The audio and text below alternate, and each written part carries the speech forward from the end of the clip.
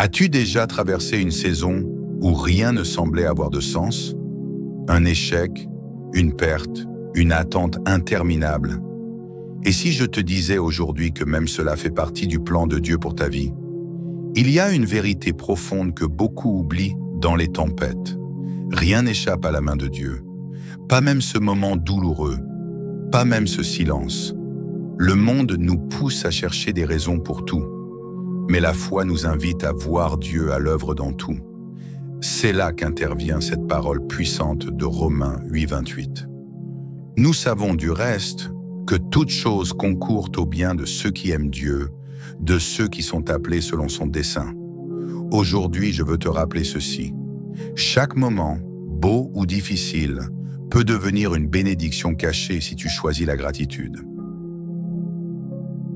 L'une des erreurs les plus fréquentes que nous faisons dans notre marche avec Dieu, c'est de croire que Dieu est absent quand la douleur est présente. Nous associons parfois la bénédiction à la facilité et l'épreuve à l'abandon. Mais en réalité, Dieu est souvent le plus proche quand tout semble s'écrouler autour de nous. Rappelle-toi de cette vérité fondamentale.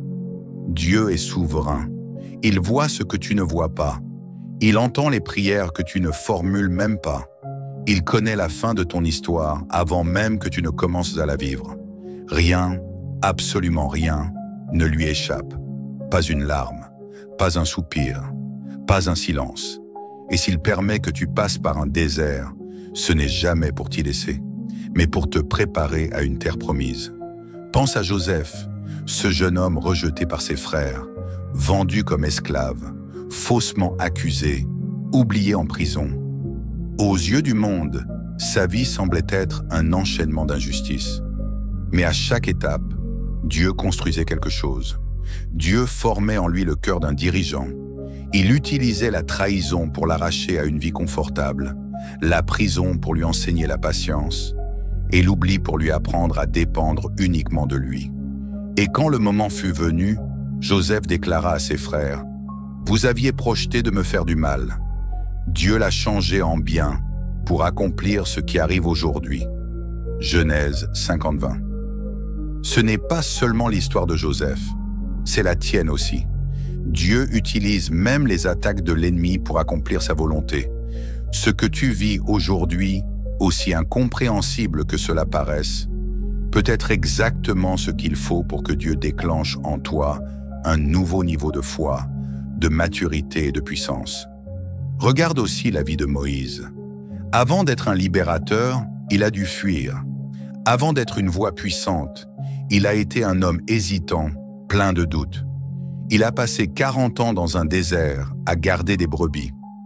Mais dans ce silence, Dieu formait un leader. Il préparait le terrain pour une mission immense. Le désert n'est pas une punition, c'est une formation. Et que dire de Jésus? Même lui, le Fils de Dieu, a appris l'obéissance par ce qu'il a souffert. Hébreux 5:8. Il a été conduit par l'Esprit dans le désert, avant même d'entrer dans son ministère public. Cela nous enseigne une leçon précieuse. La douleur n'est pas un signe de l'absence de Dieu, mais souvent la preuve de sa présence active, en train de travailler au plus profond de nous. Chaque saison a une mission. Les saisons de victoire nous rappellent la fidélité de Dieu.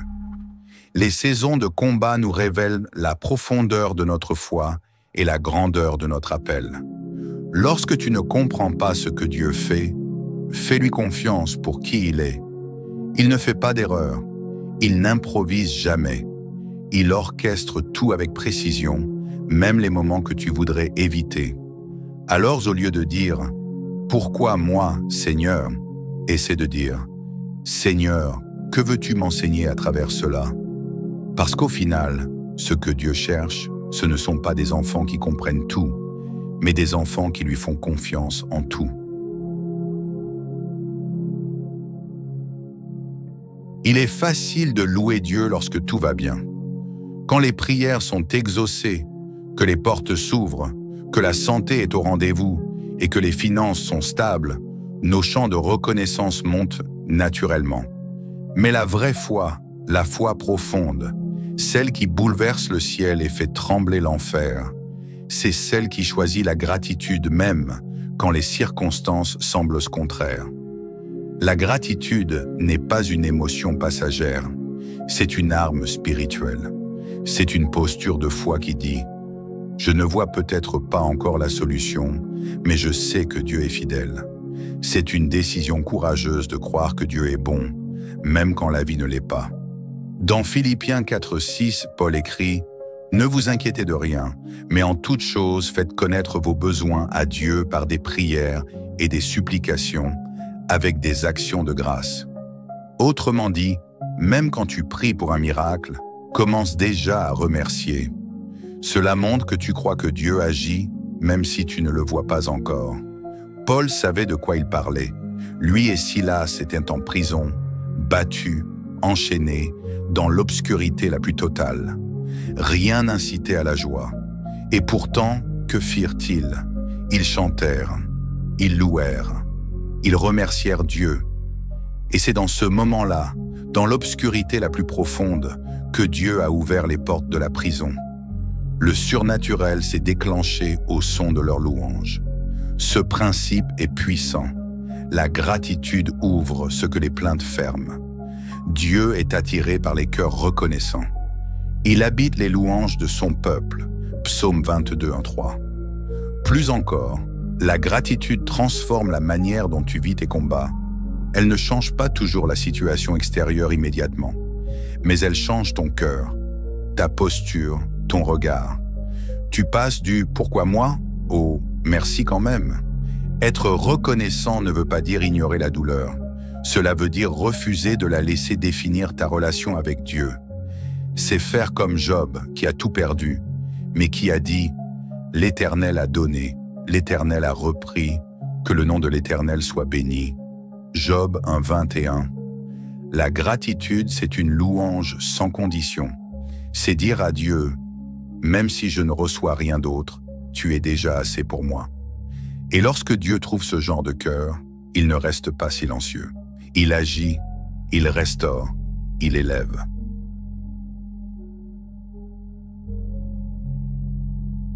Ta vie n'est pas une suite d'événements aléatoires. Elle est un récit sacré écrit par la main de Dieu lui-même. Même lorsque tout semble flou, incohérent ou brisé, Dieu est en train d'écrire une histoire de rachat, d'amour et de destinée. Chaque respiration, chaque larme, chaque silence, chaque victoire, tout a sa place dans le plan divin. Rien n'est gaspillé dans le royaume de Dieu. L'un des plus grands pièges de l'ennemi, c'est de te faire croire que ce que tu vis en ce moment n'a aucun sens. Il veut te faire croire que cette étape est une erreur, un accident, un oubli de Dieu.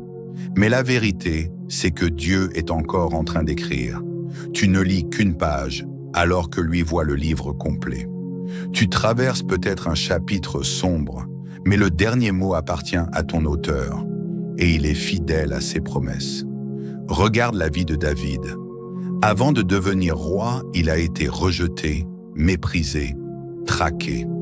Pendant des années, il a fui Saül, a vécu dans des grottes, a douté, a pleuré. Mais à travers toutes ces épreuves, Dieu formait un roi selon son cœur. David n'aurait jamais écrit les psaumes les plus profonds s'il n'avait pas connu la souffrance. Ses nuits d'angoisse ont nourri ses chants de foi. Chaque épreuve fut une ligne de plus dans son histoire sainte. De même, la vie de Ruth semble commencer dans la douleur. Veuvage, pauvreté, déracinement. Mais Dieu l'avait placée dans la lignée du Messie. Ce qui semblait une vie ordinaire, voire tragique, faisait en réalité partie d'un plan éternel.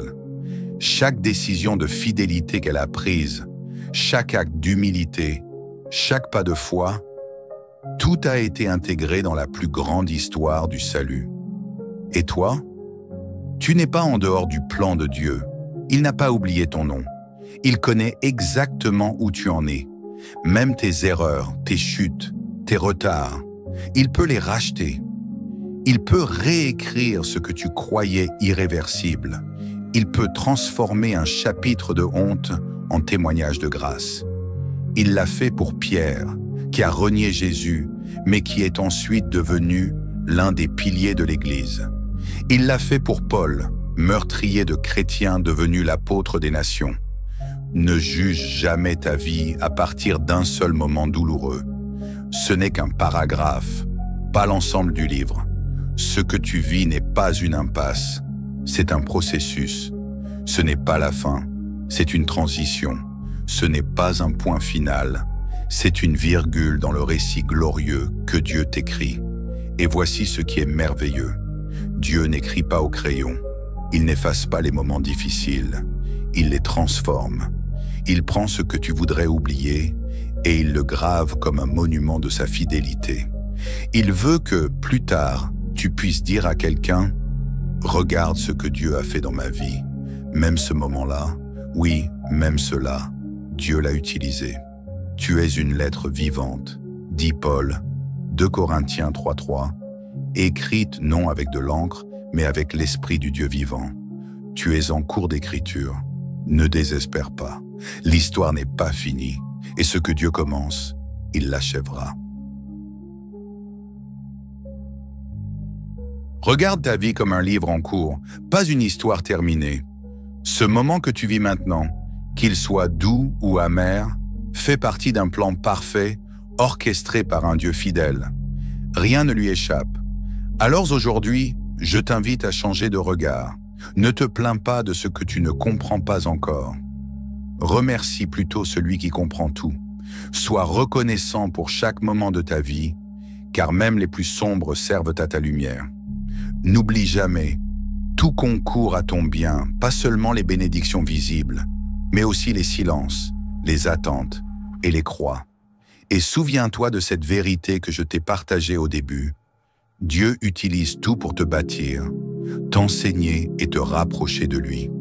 Apprends à dire merci, même quand c'est difficile, car ton histoire n'est pas finie, elle est entre les mains du meilleur auteur.